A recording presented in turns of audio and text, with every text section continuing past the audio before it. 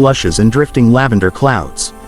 Tourists buzzed along the marina, families strolled by the water, and the clinking of glasses echoed softly from the open-air restaurants that lined the boardwalk. Among these restaurants stood Mariner's Catch, a cozy seaside place famous for its clam chowder and warm, friendly service. Inside, a young waitress named Emily Carter was clearing tables with her usual gentle smile, her auburn ponytail bouncing lightly as she moved. Emily wasn't the kind of girl people noticed first in a crowded room. She was soft-spoken, petite, and carried an air of humility that made her seem almost fragile. But anyone who spent more than a minute around her discovered the softness of her heart, a softness that extended especially toward animals. Today, tucked under a counter near the server station, was Rye, a 5-month-old USA Shepherd pup she had rescued 3 days earlier from behind a dumpster. The little dog had a slight limp, patches of missing fur, and eyes too scared for his age. Emily had found him shivering in the cold and simply couldn't leave him. So she had brought him to work, keeping him hidden and safe until she could take him to a proper vet. Rye rested quietly on a blanket Emily had folded for him, occasionally peering out at her with the kind of devotion only rescued animals carry. She would pause between tasks, crouch, gently scratch behind his ears, whispering softly that he was okay now. Outside, at a corner table on the patio, sat Richard and Vanessa Langford, a wealthy couple new to the area, famous for their luxury car dealership empire and infamous for their condescending arrogance. Their reputation had already reached the staff at Mariner's Catch. They complained about everything, the water being too cold, the chairs being too hard, the sunset being too bright. They talked loudly about the price of their yacht, about exclusive parties in Los Angeles, about how common people had no idea how the world worked. Inside the restaurant, at the bar, sat a man quietly observing the whole place with calm, steady eyes. He looked like any ordinary customer, gray t-shirt, jeans, rugged boots, but his presence was different. His posture was straight without trying, his gaze sharp even when relaxed. This was Jack Mercer, a retired Navy SEAL who had spent 15 years in special operations and now lived a quieter life training service dogs for veterans. He had walked in simply wanting a bowl of clam chowder and a peaceful view of the pier. But he found himself noticing Emily, the kindness in her movements, the secret glances she threw toward the pup, and the warmth with which she treated everyone. He also noticed the couple outside and the way staff tensed while serving them. What none of them knew was that the course of the night would soon change dramatically. As the crowds thickened, the restaurant became louder. A family with toddlers began singing, "Happy Birthday," a group of college kids cheered over a victory in some game, and the ocean breeze carried the smell of salt and fried calamari through the air. Rye became restless. He wasn't used to people, to noise, to clattering plates.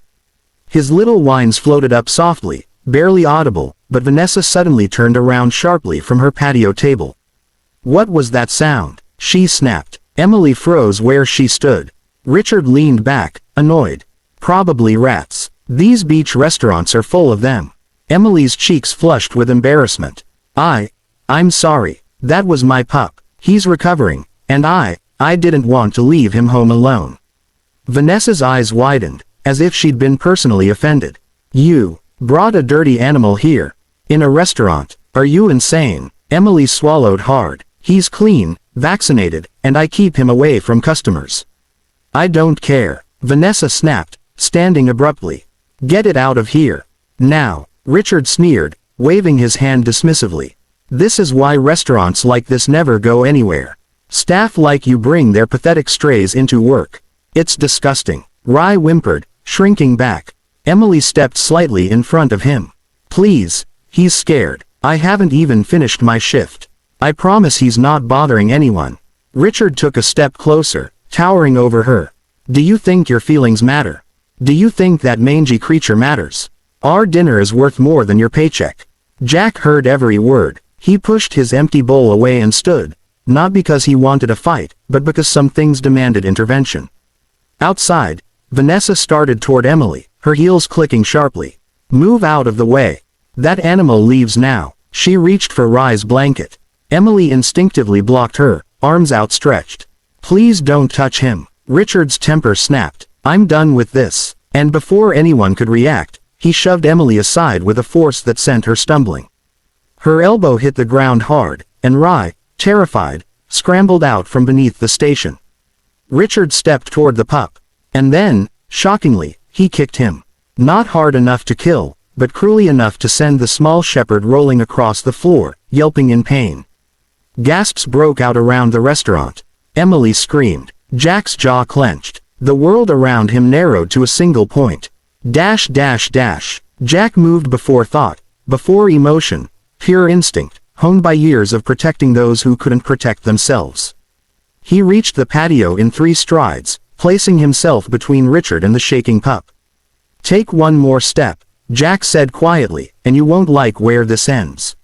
Richard froze, startled. Who the hell are you? He snapped. Jack didn't raise his voice. He didn't puff out his chest. He simply stared, calm and steady, the way only a man trained to walk into gunfire could. A man who's seen people like you before, he said. People who think the world bends to their money. People who mistake cruelty for power. Vanessa scoffed. Mind your business. Jack didn't look at her. His eyes stayed on Richard's. You kicked a defenseless pup, Jack said softly, and shoved a young woman doing nothing but protecting something she loves. I'm making it my business. Emily crawled to Rye, tears spilling over her cheeks as she gathered him gently. Her hands were shaking. Why would you do that? She whispered to Richard, voice breaking. Richard rolled his eyes. It's just a dog, and you're just a waitress.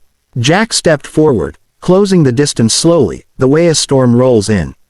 She's a human being. That pup is a living creature. And you, he pointed lightly with 2 fingers, are a coward. Richard went red. You don't talk to me like that. Do you know who I am? Jack leaned in slightly. Do you? For the first time, uncertainty flickered in Richard's eyes. Vanessa tugged her husband's arm. Let's call security. This is insane. Jack spoke louder now, for the whole patio. Go ahead. Call anyone you want. I'll give my statement gladly.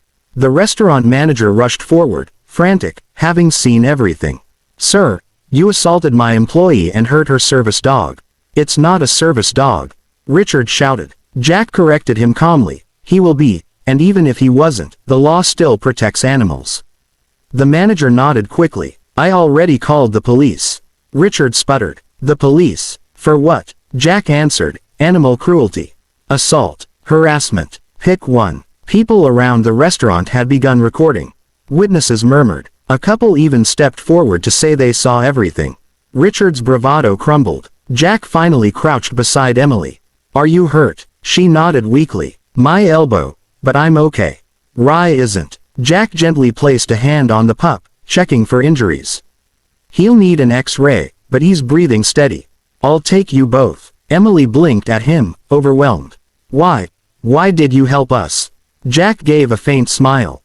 Because some things you don't walk away from. Dash dash dash. The police arrived minutes later. They spoke to everyone, took statements, watched videos captured by multiple customers. Richard and Vanessa argued, yelled, accused everyone of lying, but nothing changed the truth. They were escorted off the property. Vanessa cursed at everyone. Richard kicked a flower pot on the way out. Jack avoided speaking to them again. Instead, he focused on Emily, who sat on a bench by the entrance, holding Rye against her chest like her heart depended on it. You didn't have to risk anything for us, she said quietly when Jack returned after talking to the officers. Jack shrugged lightly. I've risked a lot more for a lot less. Emily finally gave a small, grateful laugh. You really scared him. Jack smiled. People like him are only brave when no one pushes back. Emily swallowed. Thank you, truly. Jack looked down at the pup. Let's get him checked out. But, my shift. Jack shook his head. The manager already told you to go. He said he'll handle everything. Emily hesitated. I don't really know you. Jack nodded respectfully. You don't have to trust me. But I know a good emergency vet nearby. You can ride with me, or I can drive ahead and you follow. Emily studied him for a long moment. Then she whispered, we'll go with you. Dash dash dash. Jack's truck smelled faintly of pine. Emily sat in the passenger seat holding Rye, occasionally glancing at Jack. He kept his focus on the road but spoke gently, keeping her calm. You handled yourself well, he said. She shook her head. I was terrified. That's okay, Jack replied. Courage isn't not being afraid. It's protecting something even when you are. Emily felt tears prick again. He just kicked him. Like he was trash. Jack's hands tightened on the wheel. People like that always think kindness is weakness. But it's the strongest thing there is. At the vet, Rye was examined, x-rayed, medicated. His limp would heal. No broken bones, only bruising. Emily sighed in relief, tears rolling silently. Jack stood beside her. He's a tough little soldier. For the first time that night, Emily smiled fully, warm, real, grateful. He really is. Jack helped her carry Rye back to the truck. Outside, a cool breeze brushed past them. Do you train dogs? She asked, noticing how confidently Jack handled the pup. Yeah, he answered. Former Navy SEAL. I work with service animals now. Her eyes widened. That explains everything. Jack chuckled. Most people say it explains nothing. They shared a quiet laugh. Then Emily said softly, thank you again. I'll never forget this. Jack slipped his hands into his pockets. You don't have to, but if you need help with Rye in the future, training, vet stuff, anything, call me. Emily tilted her head. I don't have your number. Jack smiled, reached into his wallet, and handed her a simple card. Jack Mercer, K9 Specialist. She held it gingerly. I will. As he turned to leave, Emily called out, voice trembling slightly. Jack. He looked back. You didn't just save him, she said. You saved me too. Jack gave that quiet, steady smile again, the one he reserved for moments that mattered.